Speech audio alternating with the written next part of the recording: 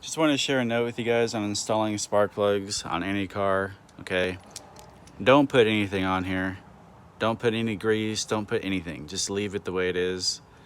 Thread it in by hand first, okay? You don't want to cross thread the threads in here. If you do, you gotta take the engine out. And you gotta take the head off and it's a big mess. Anyway, hand tighten.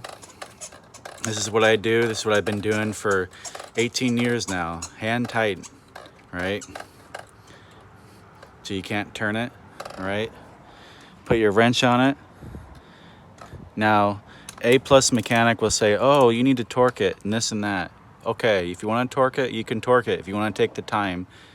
This is a proven method. It was taught to me by an old school mechanic. Hand tight, get your wrench on there, okay, and give it an 1/8 turn, just like this. That's done. That's all you need to do. An 1/8 of a turn, you're done.